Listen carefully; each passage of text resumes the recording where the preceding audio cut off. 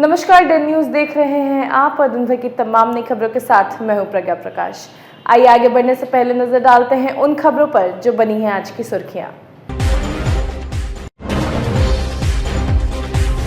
राजद का बिहार बंद और किसान संगठनों का भारत बंद का दिखा मिला जुला असर। सुबह से ही सड़क पर उतर राजद नेताओं ने मुख्यमंत्री के खिलाफ किया जमकर प्रदर्शन।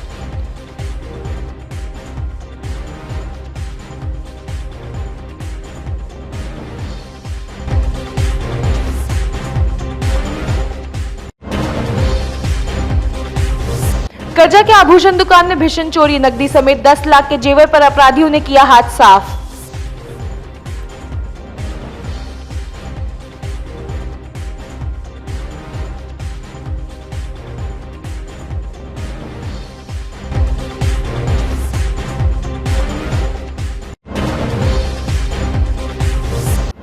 और दवा व्यवसायी केबल ऑपरेटर को गोली मारकर लूटपाट करने सहित 1 दर्जन कांडों का हुआ उद्भेदन। हथियारों के साथ 6 अपराधी गिरफ्तार।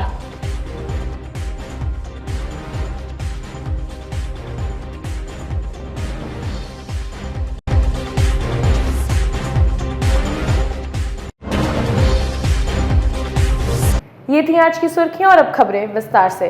विधानसभा के अंदर विधायकों और विधानसभा घेराव करने जा रहे कार्यकर्ताओं की पिटाई के खिलाफ शुक्रवार को राजद की ओर से आहूत बिहार बंद का मिला जुला असर देखने को मिला। सुबह से ही पार्टी के नेता सड़क पर उतर दुकानें बंद कराने लगे। नीतीश कुमार के खिलाफ नारेबाजी करते हुए राजद नेताओं ने मारपीट करने वाले पुलिस अधिकारियों पर कार्रवाई करने और मुख्यमंत्री को माफी मांगने की मांग की। जिला अध्यक्ष रमेश गुप्ता और पूर्व सांसद अर्जुन राय ने कहा कि जब तक ऐसा नहीं होता है राजद कार्यकर्ताओं का विरोध थमने वाला नहीं है। आज 3 काला कृषि कानून के खिलाफ पूरा भारत बंद है और भारत बंद का राष्ट्रीय जनता दल ने समर्थन किया है। और 3 जो घटनाएं घटी है बिहार विधानसभा में, जो हमारे प्रतिपक्ष के नेता और हमारे जो एमएलए लोगों को लात घूसों से जो मारा गया है, उस दिन काला कानून पास किया गया और हम लोगों का जो विधानसभा का जो घेराव था उसमें तमाम कार्यकर्ताओं को एक तरफ से कूटने का और पीटने का काम जो नीतीश कुमार का जो लोगों ने गुंडागर्दी करने का काम किया, उसी के आलोक में आज राष्ट्रीय जनता दल पूरे बिहार में प्रदर्शन और रोड जाम करके बिहार बंद करने का काम किया है। तमाम साथियों के साथ हम लोगों ने आज मुजफ्फरपुर में एकदम यहाँ से प्रदर्शन जिला पार्टी मुख्यालय से लेकर टावर चौक और टावर से कल्याणी होते हुए हम लोग फिर खुदीराम बोस जाएंगे और सरकार को हम लोग घेरने का काम करेंगे। ये सरकार जो है निकम्मी है, ये सरकार कुछ करने के लिए तैयार है नहीं और ऊपर से जो विधायक हैं जो कानून बनाते हैं उनको लात और घुसों और जूतों बूट से घुसटने का काम कर रही है। किसानों के जमीन को कब्जा करना चाहता है। 4 महीने से किसान आंदोलन पर बैठे हैं, सैकड़ों किसान मर गए, लेकिन ये सरकार कोई सुनवाई नहीं कर रही है। बिहार में नीतीश कुमार जी के जो कारनामे हैं, विधायकों को इस तरह से पीटा जाना लोकतंत्र के मंदिर में, ये लोकतंत्र का मंदिर कलंकित हो गया। अब इस विधानसभा की जरूरत नहीं है जहाँ के विधायकों को जूते और मुक्के से लाठी डंडे से पीटा जाए। और सड़क पर हमारे कार्यकर्ताओं को आदरणीय तेजस्वी यादव के नेतृत्व में पूरी तरह से पीटा। हमारे अध्यक्ष के पूरे शरीर टूट गए, सैकड़ों हजारों हमारे कार्यकर्ता मारे गए, लेकिन हम लोग बिहार के जनता के लिए गोली खाने को भी तैयार हैं। आज पूरा भारत बंद है, बिहार बंद है। इस सिलसिले में हम सब लोग आज मुजफ्फरपुर के नागरिकों से निवेदन करने आए हैं कि देश की रक्षा करनी है, संविधान की रक्षा करनी है, संसदीय संस्थाओं की रक्षा करनी है, तो आप सब साथ दीजिए, नहीं तो नीतीश कुमार और नरेंद्र मोदी मिलकर के इस भारत को गुलामी की ओर ले जाएंगे। कि प्रशासन नाम की कोई चीज़ नहीं है और विरोधी पार्टी जनता के मूल समस्याओं को जब उठाती है तो उनको सदन में इतिहास में पहली घटना आज़ादी के बाद देश में लोकसभा हो, राज्यसभा हो, विभिन्न राज्यों में विधानसभा, आज तो इस तरह की घटना नहीं घटी कि जब सदन के अंदर पुलिस को बुलाकर विधायकों को चप्पल जूते डंडे से पीटा गया। यह नीतीश कुमार के शासन ने पूरे बिहार को कलंकित किया है और एक क्षण भी नीतीश कुमार को गद्दी पर रहने का अधिकार नहीं है। आज हम लोग पुलिस सशस्त्र बिल के खिलाफ और किसान आंदोलन के समर्थन में पूरे बिहार में आज बिहार बंद है और स्वतः बिहार की जनता हमारे इस आंदोलन का समर्थन कर रही है। इधर 0 माइल चौक पर आगजनी कर छात्र राजद के नेताओं ने आवागमन बाधित कर दिया और मुख्यमंत्री नीतीश कुमार के खिलाफ जमकर नारेबाजी की।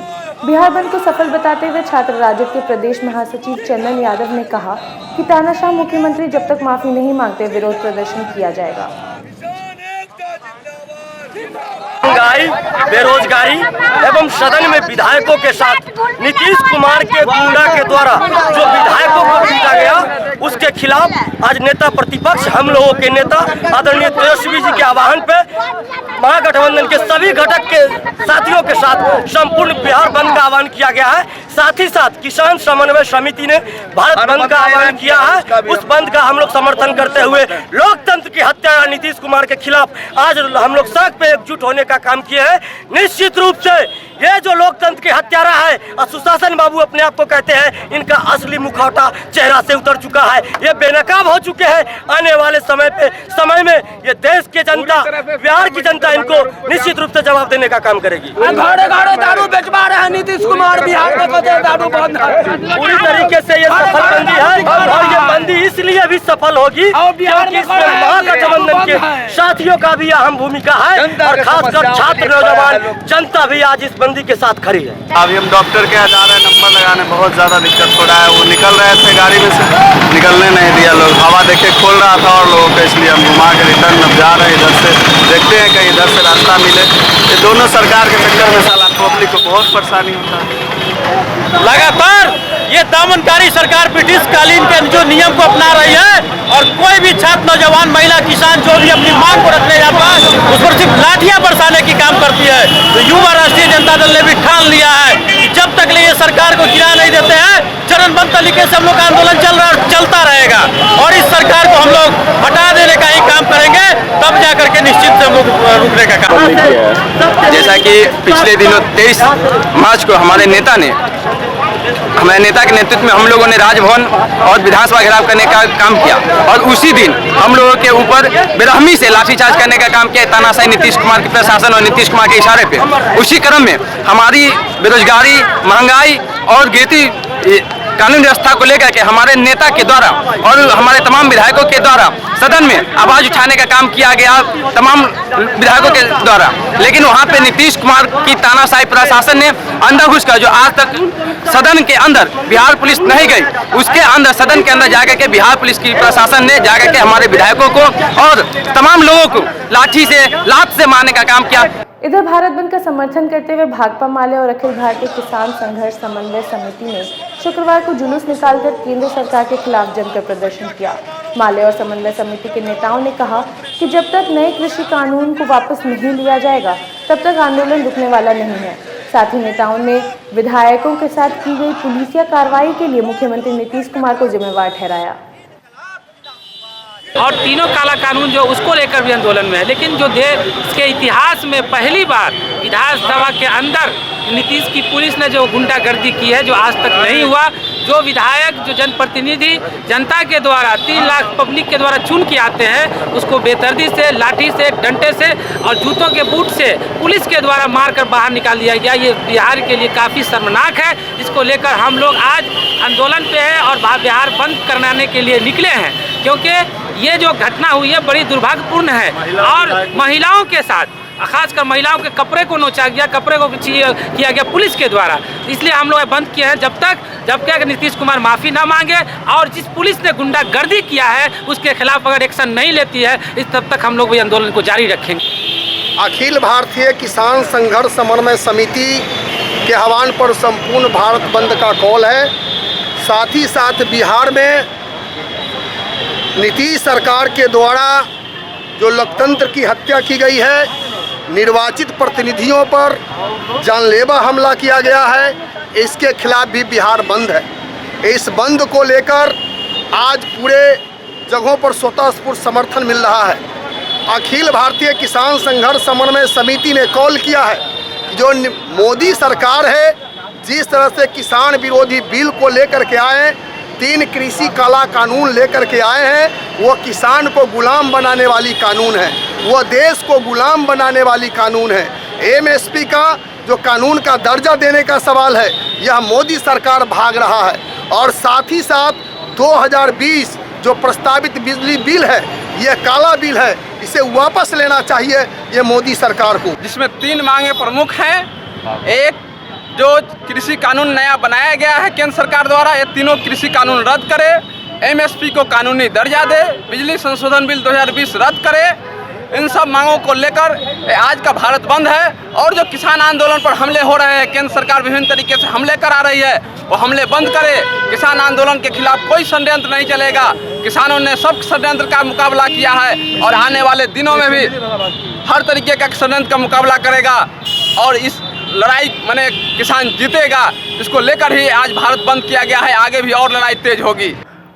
राजद के बिहार बंद के साथ शुक्रवार को किसान संगठनों की ओर से आहूत भारत बंद को असफल बताते हुए भाजपा के जिला अध्यक्ष रंजन कुमार ने कहा कि कृषि कानून के खिलाफ आंदोलन कर रहे किसानों पर से देश का विश्वास उठने लगा है।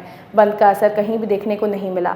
वहीं पार्टी के महिला मोर्चा की महानगर अध्यक्ष डॉक्टर नीरा ने कहा कि महिला विधायकों के साथ बदसलूकी का आरोप भी निराधार है।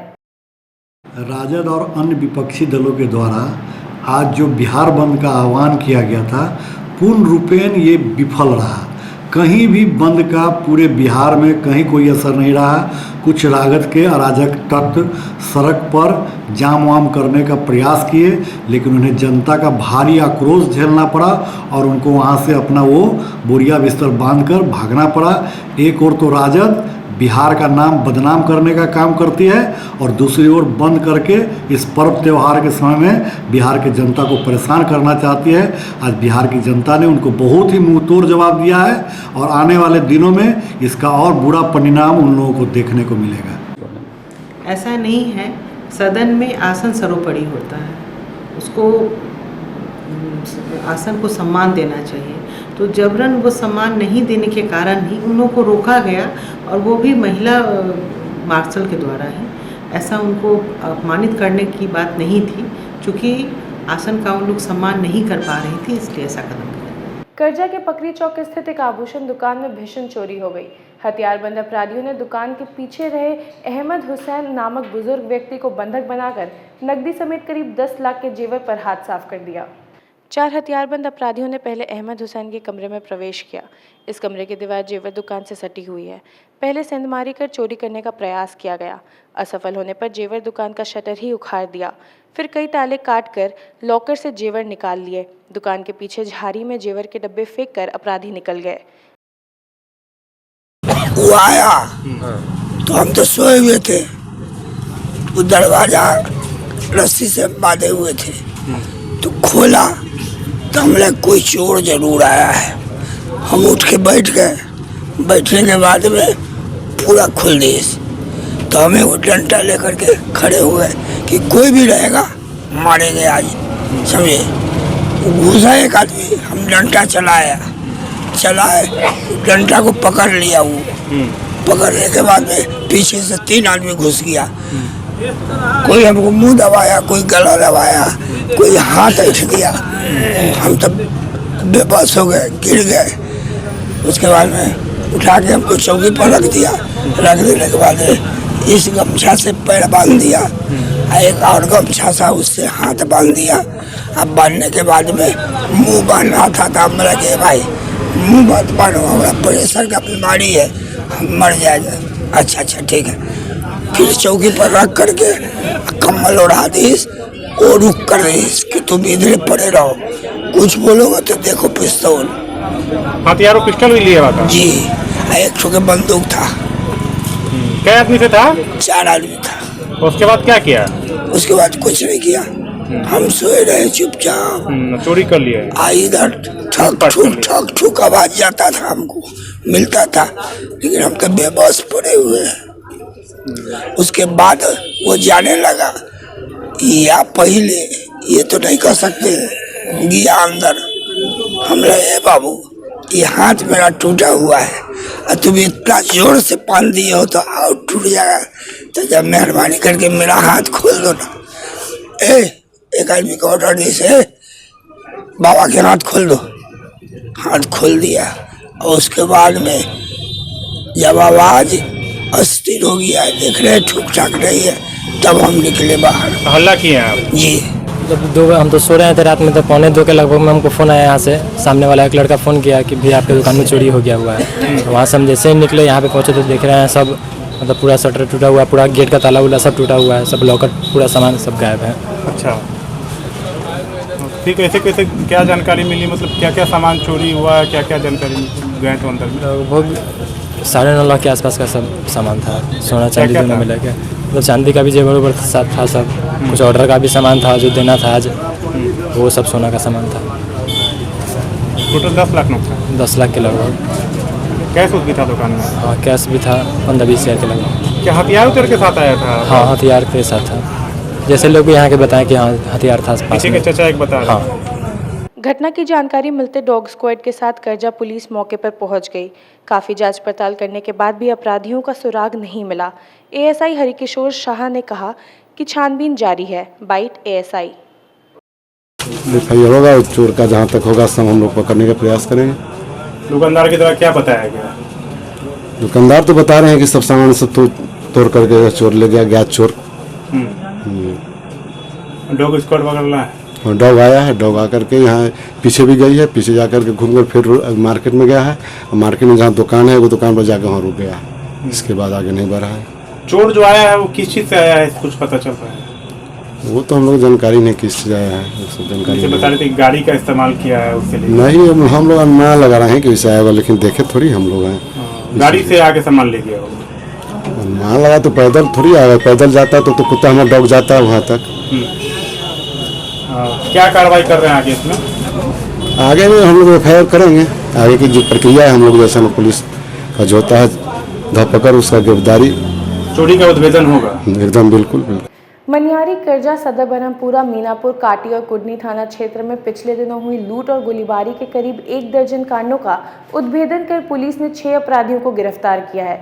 एसएसपी के मुताबिक पकड़े गए युवकों में 2 सगे भाई हैं और बरहमपुरा के एक नर्सिंग होम में काम करते हुए इस गिरोह का संचालन कर रहे थे। पकड़े गए दिव्यांशु और प्रियांशु बरहमपुरा स्थित मीनाक्षी हॉस्पिटल में काम करता रहा और बड़े आराम से लूट और गोलीबारी की घटना को अंजाम देता आया। इसके अलावा पानापुर के ही पकड़े गए सुमन जी, बरहमपुरा के हजाम टोली निवासी मोहम्मद नेहाल, सरैयागंज निवासी राहुल कुमार और कुडनी के बंगारा निवासी मोहम्मद आफ्ताब के पास से 4 पिस्तौल, 8 गोली, 1.5 किलो मादक पदार्थ, लूट की 4 मोटरसाइकिल और कुछ मेडिकल का सामान बरामद किया गया। पिछले दिनों केबल ऑपरेटर और दवा व्यवसायी अमजद हुसैन को गोली मारकर लूटपाट करने वाले भी यही लोग हैं। एसएसपी जयंतकांत ने बताया कि इन सभी के पकड़े जाने से लगभग 1 दर्जन कांडों का खुलासा हुआ है। पिछले 24 घंटों में एएसपी वेस्ट और सिटी एसपी की विशेष टीम को ब्रह्मपुरा थाना और सदर थाना में कुछ लूट के गैंग के व्यक्तियों की सूचना मिली, जिसमें विशेष दल ने मौका वारदात पर रेड की थाने के सहयोग से, जिसमें 6 व्यक्तियों को गिरफ्तार किया गया, जिनके पास से 4 पिस्टल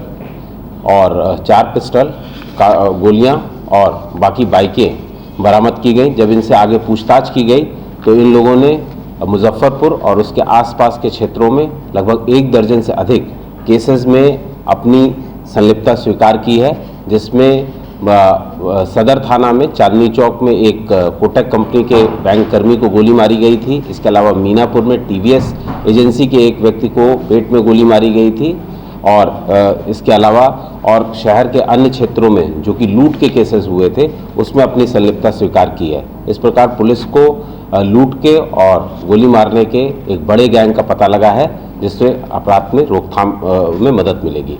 इसमें से 2 भाई हैं जो कि प्रियांशु और दीपांशु नाम है, ये दोनों जुड़वा भाई हैं, जिन लोगों ने जो ब्रह्मपुरा में एक हॉस्पिटल में काम करते थे और वहाँ से ये अपना एक गैंग ऑपरेट करते थे लगातार। इस प्रकार पुलिस को एक अहम सफलता मिली है। Thank you. आला क्या इसमें जो लूट का जो सामान मिला है उसमें जो मेडिकल कर्मी था जिसको रात में 11 बजे के करीब में पेट में गोली मारी गई थी, उसका बैग छीना गया था। बैग में बहुत कुछ नहीं था, लेकिन उसका जो सामान था वो बैग वो उसमें बरामद हुआ है।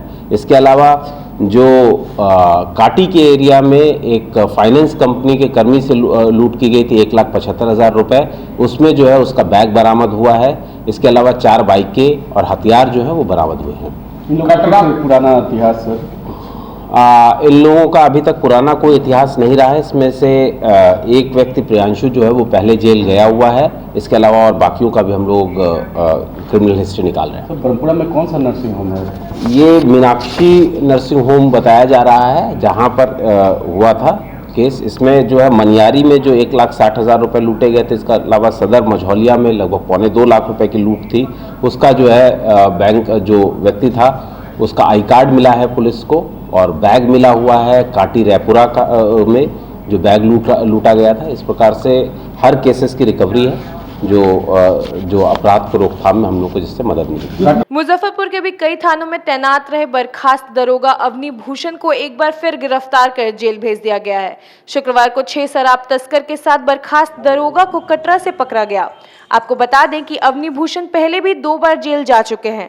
शराब के धंधे में संलिप्त पाए जाने पर दरोगा अवनी भूषण को बर्खास्त कर दिया गया। इधर सकरा पुलिस ने भारी मात्रा में शराब के साथ 6 तस्कर को गिरफ्तार किया है। इसकी निशानदेही पर कई जगहों पर छापेमारी चल रही है।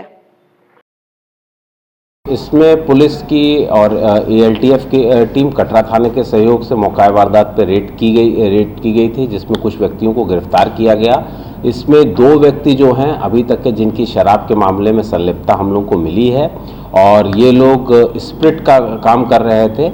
इसमें बाकी लोगों से पूछताछ जारी है और उसी के अनुसार कार्रवाई होगी। कितने लोग हैं?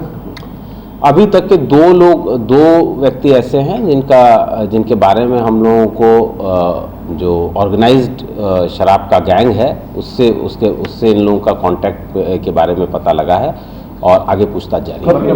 पुलिसकर्मी भी अवनी भूषण जो नाम है, इसमें एक अवनी भूषण करके एक बर्खास्त सब इंस्पेक्टर है जो इनको गिरफ्तार किया गया। पूर्व में भी जेल गए हुए हैं और उसके बाद में इनके ऊपर 2 केसेस पहले से भी हैं और इसमें भी उनके कांटेक्ट नजर आ रहे हैं। शुक्रवार को अम्रपाली ऑडिटोरियम में आयोजित नगर निगम बोर्ड की बैठक में हंगामा और शोर शराबे के बीच 711 करोड़ का बजट पास कर दिया गया।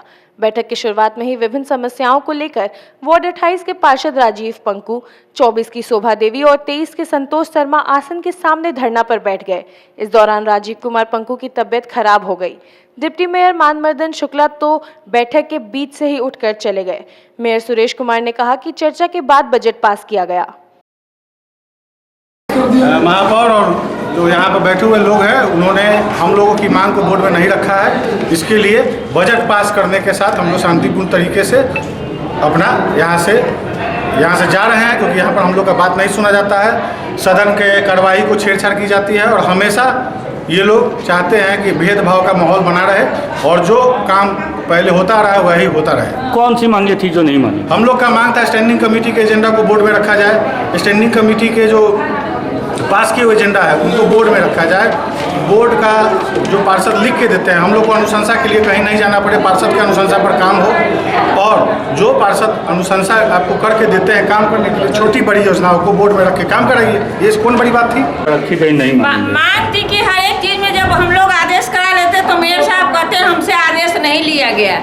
ये नौटंकी देखते देखते हम लोग का 4 साल बीत गया। जनता आखिर हम लोग को चुन के लाती है काम करने के लिए, और काम जब नहीं होता है 3-3 महीना जल जमाव से शहर डूबा हुआ रहता है। एक कन्वर्ट बनाने के लिए भी कहा जाता है तो नहीं बनता है।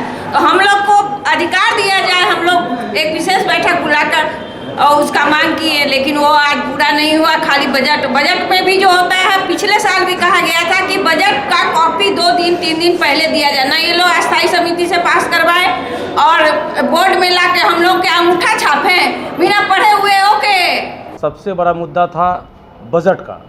हम लोगों ने सारे पार्षदों ने बजट पर चर्चा की और उस पर बजट हम लोग पास किया है।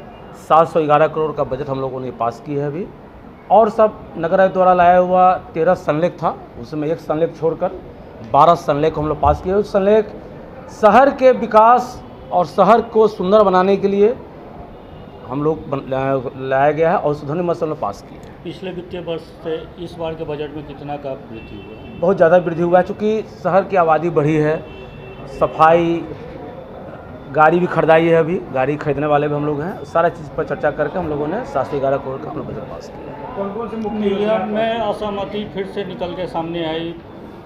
मेयर जो हैं वो अपने मांगों को लेकर बीच बैठक में ही चले गए, उस पर क्या?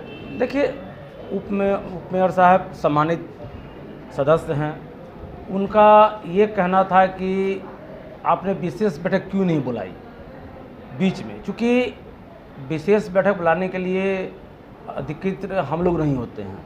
विशेष बैठक बुलाने का नियम होता है। विशेष बैठक कब बुलाई जाती है? विशेष मतलब आवश्यक हो तो आवश्यक जब बजट पर होता है या जो अविश्वास प्रस्ताव होता है उस पर बुलाया जाता है। विशेष उसको कहा जाता है एकदम इमरजेंसी हो, तो ऐसा कोई विशेष था नहीं। दूसरी बात ये है कि डिप्टी मेयर साहब ने लिख के दी थी नगर आयुक्त को, तो उसमें सदन चल रही थी और सदन चलने के दरमियान मैंने नगर आयुक्त से बात किया, नगर पत्र भी लिखा, तो नगर आयुक्त ने उसको मार्गदर्शन के लिए पटना भेजा था। मार्गदर्शन वहाँ से आया नहीं, और नगर आयुक्त कोई भी अफसर अपने पर नहीं खेलता है, अपने पर नहीं लेता है, तो वो बुलाने में असमर्थ है, इसलिए नहीं बुलाया गया। तो ये चीज़ कहना ये सब नाजायज़ है, ये गलत चीज़ है, ये परंपरा गलत है, ये अनावश्यक दबाव देने का चीज़ होता है। आप सदन में कहें, कोई बात कहें, आप अध्यक्ष चूँकि हम हैं तो हम प्रस्ताव लाने का काम है, आपका प्रस्ताव लाने का काम है, लेकिन ढंग से लाइए, जो ये है नियम है उसे लाइए आप। फर्जी कागजात के आधार पर जिला परिषद की कलमबाग चौक और भगवानपुर के कृष्णा टोला स्थित जमीन के 100 साल के लीज पर लेने के मामले में विधान पार्षद दिनेश सिंह की मुसीबत बढ़ गई है। अधिवक्ता सुधीर ओझा की शिकायत पर गृह विभाग के सचिव विकास वैभव ने मामले की जांच का आदेश दे दिया। इसके साथ ईडी का सिकंजा भी विधान पार्षद पर कस गया है।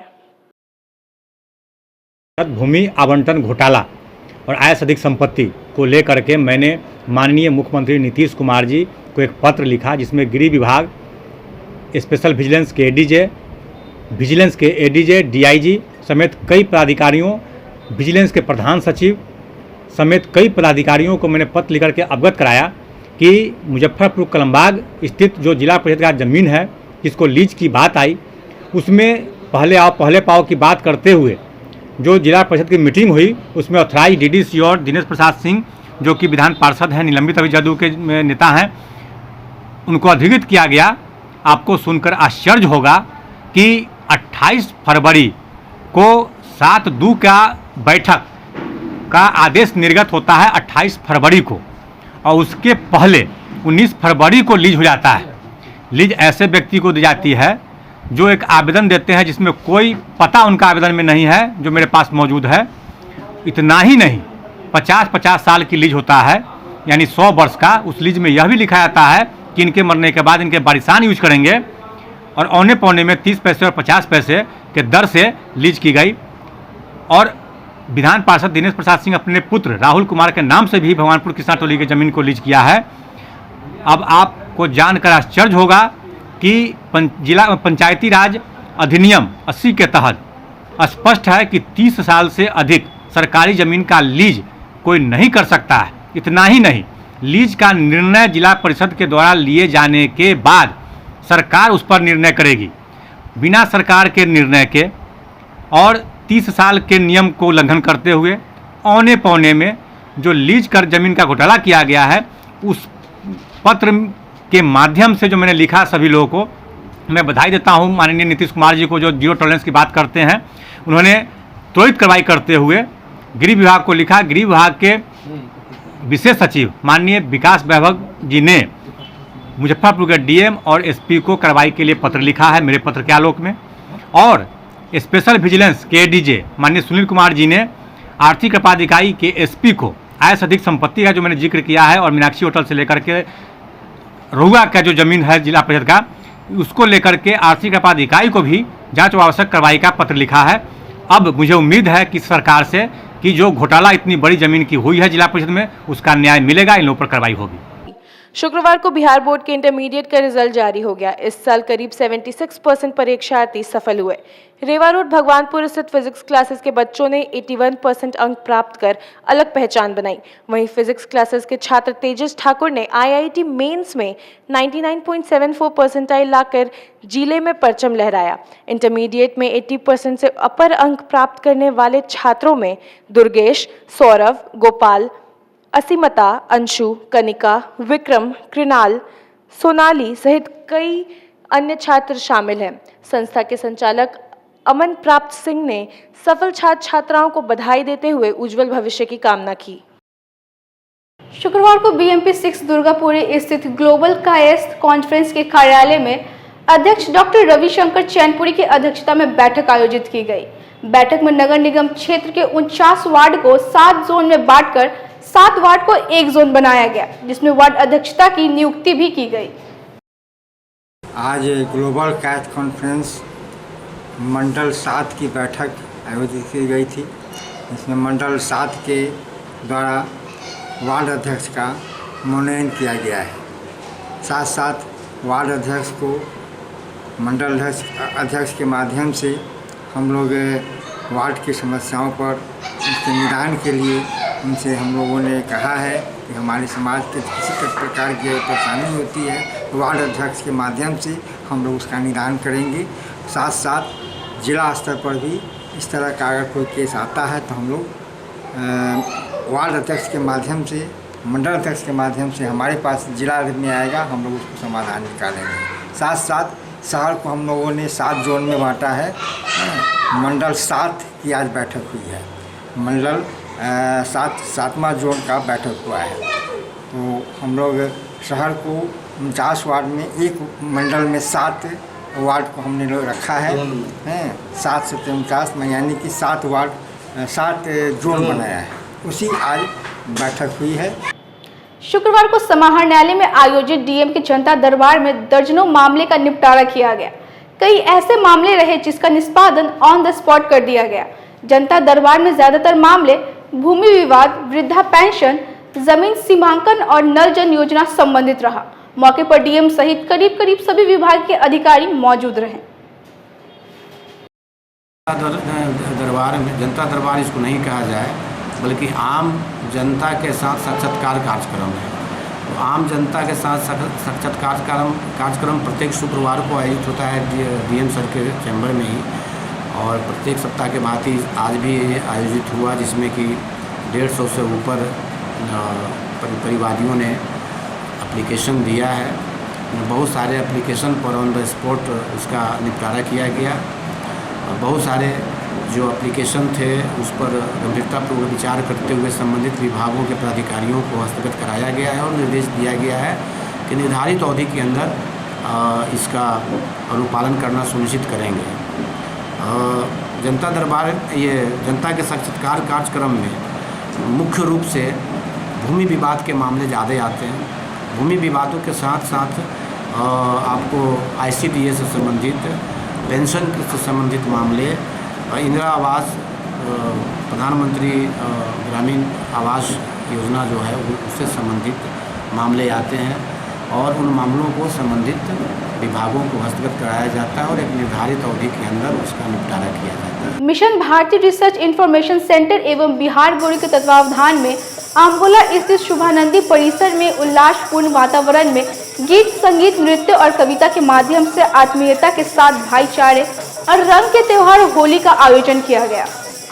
कवित्व साहित्यकार डॉक्टर संजय पंकज ने कहा कि एक दूसरे के हो जाने का सद्भाव ही इस पर्व का उद्देश्य है। होली मानवीय धर्म को विस्तार देने का काम करती है। अविनाश तिरंगा ने कहा कि हमारा भाईचारा सदा सुदृढ़ रहे और हम शालीनता के साथ अपने इस महान पर्व को आयोजित करें। जाने माने युवा गायक सुनील कुमार की पूरी टीम ने कई होली लोकगीतों को प्रस्तुत करके वातावरण को रसमय बना दिया।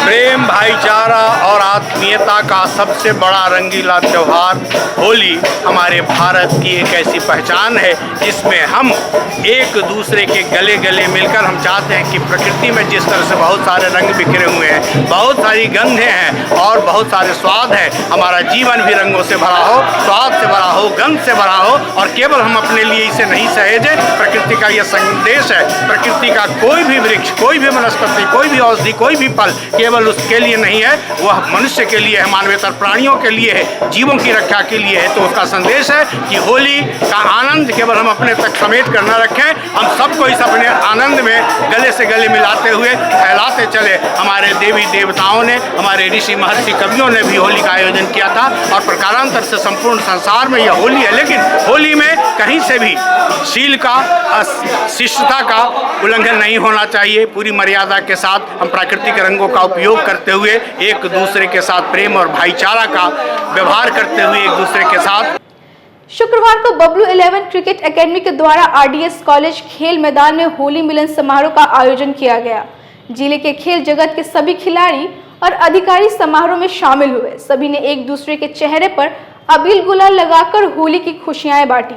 मौके पर एकेडमी के अध्यक्ष केपी पप्पू, वरीय क्रिकेटर सुनील कुमार, पूर्व रणजी खिलाड़ी अशोक पाहुजा और एकेडमी के सचिव अमेंद्र कुमार उर्फ बबलू सहित क्लब से जुड़े सभी खिलाड़ी मौजूद रहे। आज हमारे आरडीएस कॉलेज के मैदान में बबलू 11 क्रिकेट एकेडमी के तत्वाधान में कई वर्षों से लगातार होली मिलन समारोह का आयोजन किया जा रहा है। इस वर्ष भी होली मिलन समारोह का आयोजन काफ़ी धूमधाम से किया गया है। बच्चों के बीच रंग अबीर लगाकर और लजीज व्यंजनों से लुत्फ उठाए खिलाड़ियों ने। और हम लोग यही आशा करते हैं कि त्यौहार सुरक्षा एवं शांति का प्रतीक होता है और खुशी खुशी सभी लोग अपने परिवार में होली का जो त्यौहार है खुशी खुशी मनाएं, यही मेरी शुभकामनाएं हैं। आज की खबरों में फिलहाल इतना ही। फिर कल मिलेंगे कुछ नई खबरों के साथ। तब तक के लिए डे न्यूज़ परिवार को दीजिए इजाजत। नमस्कार।